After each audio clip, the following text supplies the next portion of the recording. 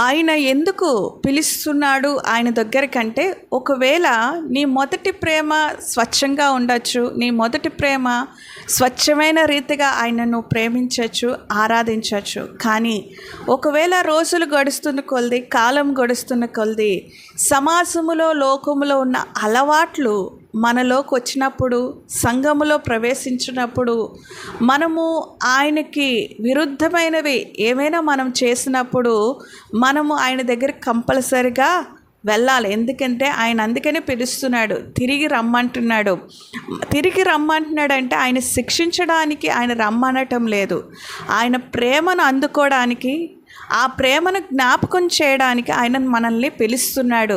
మనము లోకరీతిగా జీవిస్తున్నాము. ఏ విధంగా జీవిస్తున్నామంటే, ఒకవేళ ఆత్మీయ జీవితంలో పడిపోయినట్లయితే, ఆత్మీయ జీవితంలో మనము కొనసాగింపబడలేకుండా లోకరీతిగా జీవిస్తున్నట్లయితే, ఆయన పిలుపును అందుకొని, ఒకవేళ మీరు లోకరీతిగా విగ్రహారాధన కానీ, పాపపు జీవితంలో జీవిస్తున్నా, లైంగిక అపవిత్రమైన జీవితాలు జీవిస్తున్న ఉంది కాబట్టి, నేను ఇంకా దేవుని కృపలో ఉన్నాను, నేనేం చేసినా పర్వాలేదు అని అబద్ధమైన బోధలతో అనుసరిస్తూ వెళుతున్నట్లయితే, ప్రభువు నిన్ను పిలుస్తున్నాడు, రమ్మని పిలుస్తున్నాడు. ఆయన దగ్గరికి రా, నీ మొదటి ప్రేమను జ్ఞాపకం చేసుకో.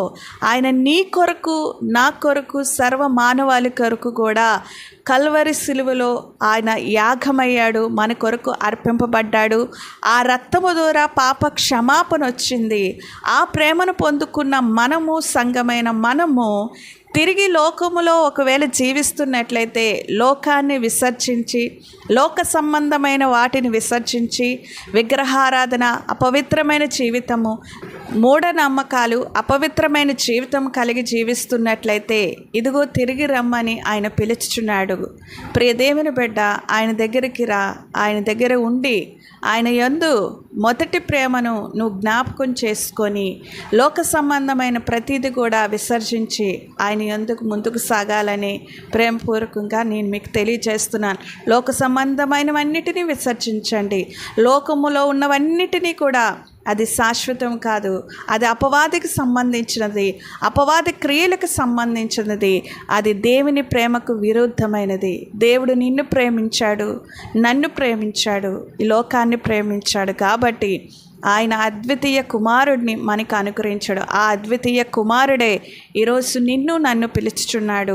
ఈరోజు మిమ్మల్ని పిలిచినప్పుడు మీరు ఆయన దగ్గరకు వచ్చి, ఒకవేళ పాపము జీవితంలో ఉన్నట్లయితే, పాప అపరాధముతో బ్రతికినట్లయితే, మొదటి ప్రేమను మర్చిపోయి లోక సంబంధంగా జీవిస్తున్నట్లయితే, వాటన్నిటినీ దేవుని దగ్గర ఒప్పుకొని ప్రాయశ్చిత్త పొంది, మరి దేవుని దగ్గర పాపాన్ని కడుక్కొని, దేవునితో సంపూర్ణమైన ప్రేమను కలిగి, పరిపూర్ణమైన ప్రేమతో ఆయన ప్రేమించి, మీ హృదయంలో ఆయన చేర్చుకోండి. ఆయన క్షమించడానికి సిద్ధంగా ఉన్నాడు.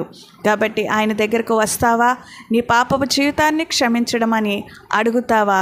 మిమ్మల్ని మీరే పరీక్షించుకొని, పరిశోధించుకొని యేసు యొద్దకు రావాలనేదే ప్రేమపూర్వకంగా తెలియజేస్తున్నాను.